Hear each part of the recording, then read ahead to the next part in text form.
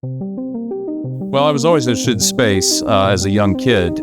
This is before the internet. My mother found it in 1983. I got waitlisted. My first time in space camp was in 1988. I was a 5-time attendee, and I also came back as a counselor as well. I first went to space camp in 1990. As a kid, I saved for 3 years to come here. This is a place that changed the trajectory of my life.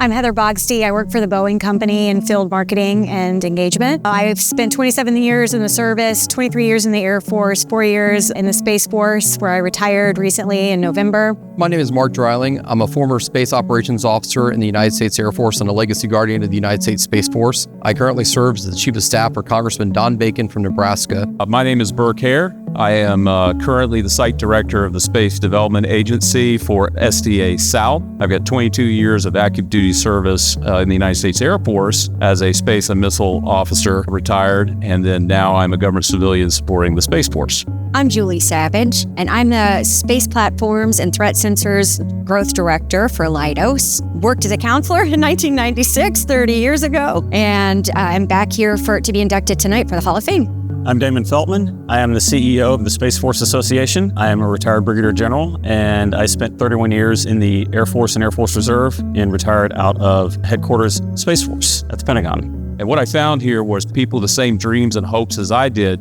to be part of space exploration, and what I didn't realize at the time, to actually defend my country and in the space domain through the years. I got my first merit badge here at Space Camp, which put me on the road to Eagle Scout, and I like to think that Space Camp also put me on the road to be a space operations professional in the military.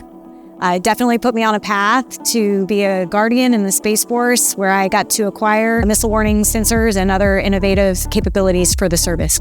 Without Space Camp, I can say assuredly that I would not have taken the track that I took, because it gave me the confidence to know that I had what it took to become a leader and a follower in the space domain. I joined SFA at the very beginning. In 2019, when the organization was founded, the founder, Bill Woolf, coincidentally, he's the person who nominated me for the Hall of Fame. He invited me to join up, so I've been a member since kind of the very beginning. I was a member for a while, then volunteered to help establish the Huntsville chapter here, was the Chief Operating Officer for a short period of time, then the CEO. Damon Feltman found me in Huntsville several years ago as he was trying to establish our Rocket City chapter.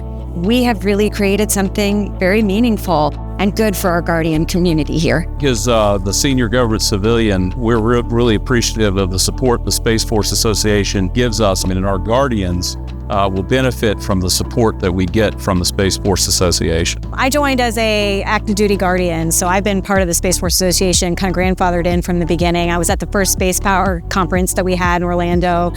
And for me, SFA serves as a really great connecting bridge. One of the core values of the Space Force is connection. And so I'm appreciative of having been a part of SFA in active duty and out of uniform as well, because it helps me connect with the community again, understand the needs of the guardians and on a day-to-day basis, and as an industry partner now, figure out how I can help guardians best do their job, serve the country. I first found the Space Force Association via Facebook. Something popped up saying there's a new association, and this was back in 2020. But the thing I'll tell you about the Space Force Association, and also the Space Force writ large, is it's very much also a family. So when I first got very active in the Space Force Association, at that time I was going through a very challenging medical transplant surgery. The people in the association were really there for me along that entire trail in many ways.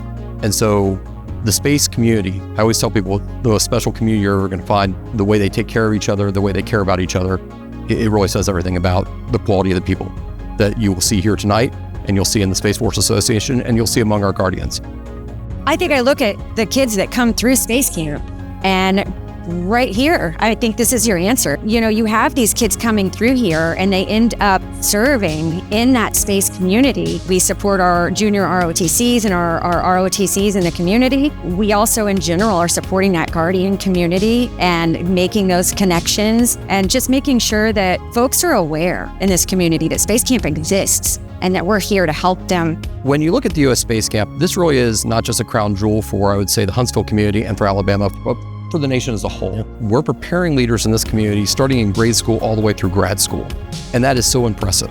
And a lot of these leaders, they end up being leaders in the civilian space industry. They end up being leaders in the military space domain. I mean, you see people here on both sides of me who are those leaders. When you look at the Space Force Association, that's a natural home for these people to also be in. It's a very close-knit community, and that association provides an environment for those people to work together. There's room for everybody in space. And I know the Space Force has been advocating and telling everybody, you don't just have to be a rocket scientist.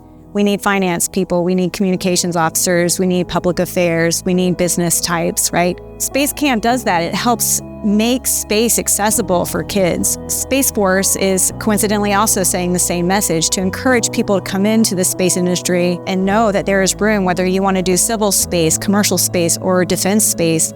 There's so much room to participate in the future of space as we're entering into this new era. It's a humbling experience. You know, when you come here as a kid, you know, you're one of, now it's 1,000 kids a week that are coming through the program. For so many kids, it just kind of crystallizes this kind of motivation in their lives. And you have no like long-term vision of what your career is going to be or what your adult life is going to be. And then for that to build out the way that you envisioned it as a kid, and then at the back end of it, you get recognized by the organization that kind of started it. That's such an amazing thing to happen. You know, 30 years ago as a counselor and getting to experience and grow to love this place so much. The thought that now I get to be a part of this place basically forever is really meaningful. As I meet these current Hall of Famers, I think to myself, what do I do next? Where do I evolve, grow, and give back to this community that I love so, so much?